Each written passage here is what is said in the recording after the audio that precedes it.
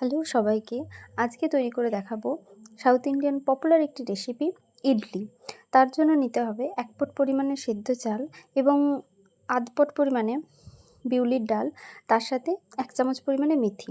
এগুলো 7 ঘন্টা ভিজিয়ে রাখতে হবে এবং ভেজানোর পর মিক্সার গ্রাইন্ডারে গ্রাইন্ড করে নিতে হবে এবং যে ব্যাটারটা তৈরি হবে সেই ব্যাটারটাকে 12 থেকে 14 ঘন্টার জন্য রেস্টে রাখতে হবে এই চাল আর ডালের মিক্সচারটাকে।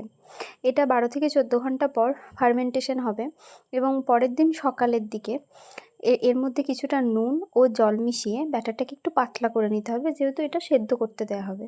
তারপর ইডলি স্ট্যান্ড বা সমান পরিমাণে কিছু বাটি নিতে হবে, তাতে একটু সাদা তেল মিশিয়ে নিতে হবে। সাদা তেল মেশানোর পর পাতলা করে ব্যাটারটা ছড়িয়ে দিতে হবে যাতে এটা সহজেই সেদ্ধ হয়।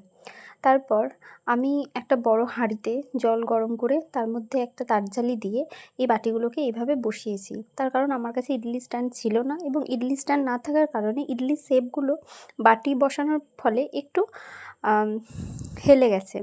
কিন্তু 10 মিনিট মতো সেদ্ধ করতে দেওয়ার পর কাঠি বসিয়ে যখন দেখছিলাম তখন এটা ভালোভাবেই সেদ্ধ হয়েছিল। এবং ইডলির সাথে খাওয়ার জন্য সাম্বার তৈরি করতে হয়।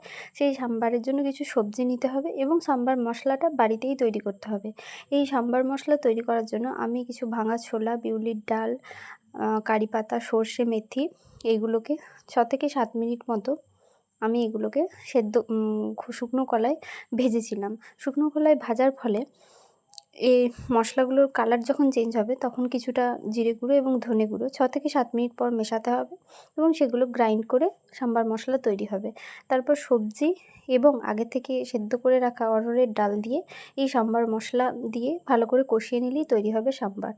ইডলির সাথে খাওয়ার জন্য আরও একটা জনপ্রিয় জিনিস, সেটা হলো নারকেলের চাটনি। এই নারকেলের চাটনির জন্য নারকেল এবং কিছুটা পরিমাণে টক দই, চিনেবাদাম আর কিছুটা কারি পাতা এবং স্বাদমতো নুন এটা দিয়ে গ্রাইন্ডারে পেস্ট করতে হবে।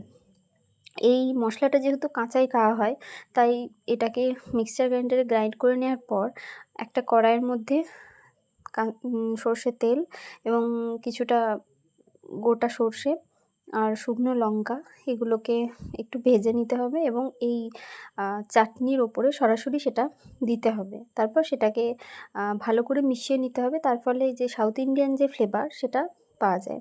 ঠিক আমি এইভাবে যেভাবে দিচ্ছি এইভাবেই করতে হবে। ব্যাস এইভাবেই তৈরি হয়ে যাবে ইডলি, সাম্বার এবং তার সাথে খাওয়ার জন্য নারকেলের চাটনি। Thank you.